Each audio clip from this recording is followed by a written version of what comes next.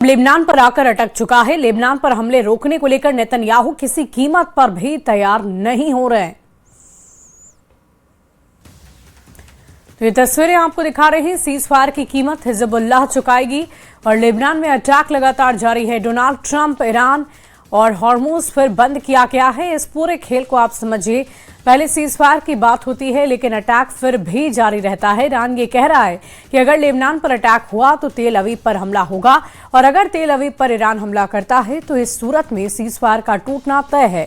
और इन सब के बीच ईरान ने हॉर्मुज को फिर से बंद कर दिया है और इसके पीछे की वजह लेबनान को मानी जा रही है। बुधवार को सीज़फायर के बावजूद इजरायल ने लेबनान पर अब तक का सबसे बड़ा हमला बोला, जिसमें 250 से अधिक लोगों की जान जा चुकी है।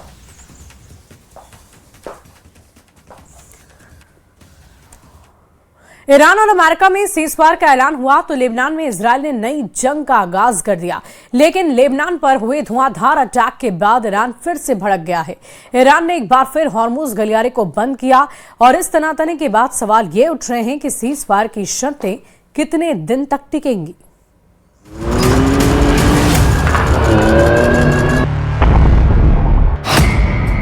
ईरान की जमीन पर सबसे सनसनीखेज ऑपरेशन की कहानी।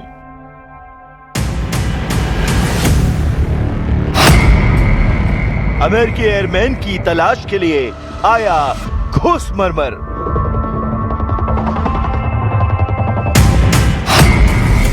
दुश्मन के जबड़े से जिंदगी बचाने की ऐतिहासिक कहानी। 3 अप्रैल ईरान के दक्षिणी इलाके में एक बड़ा हादसा हुआ।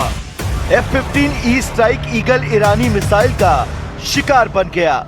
2 क्रू मेंबर में से एक को तुरंत रेस्क्यू कर लिया गया, लेकिन दूसरा U-44 ब्रावो पहाड़ियों में घायल हालात में फंस गया।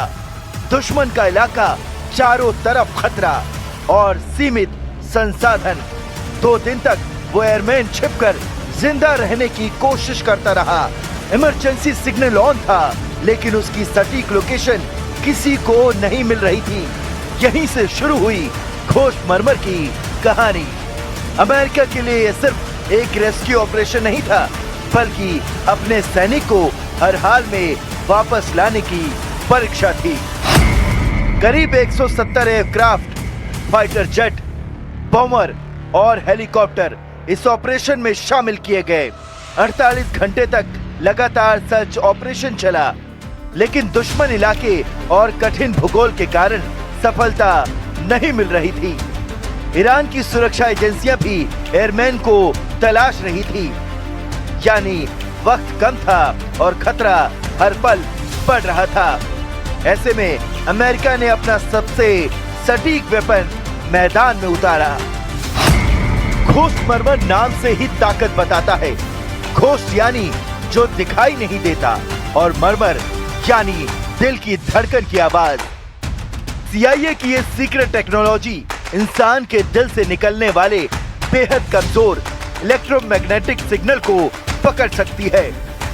करीब 40 मील दूर से ये किसी व्यक्ति की हार्ट बीट डिटेक्ट कर सकती है, यानी अगर कोई पूरी तरह से छिपा भी हो तो भी उसकी धड़कन उसे धोखा दे सकती है। यही वो टेक्नोलॉजी थी जिसने असंभव मिशन को भी संभव बना दिया।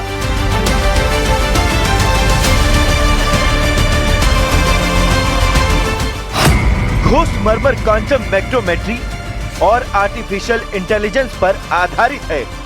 सिंथेटिक डायमंड से बने सेंसर दिल की धड़कन से निकलने वाले माइक्रो इलेक्ट्रोमैग्नेटिक सिग्नल को कैप्चर करते हैं।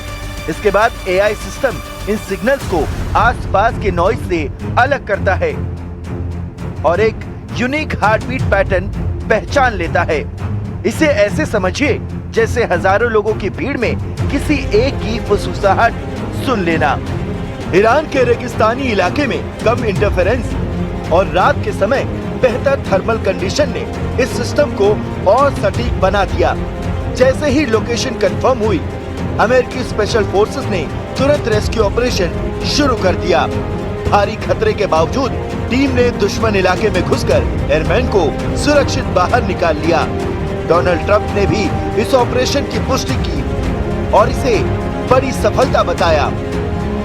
घूसमरमर को लॉकहीड मार्टिन ने विकसित किया है और भविष्य में इसे और उन्नत बनाने की योजना है। ये मिशन दिखाता है कि अब जंग सिर्फ हथियारों की नहीं बल्कि टेक्नोलॉजी से जीती जाएगी।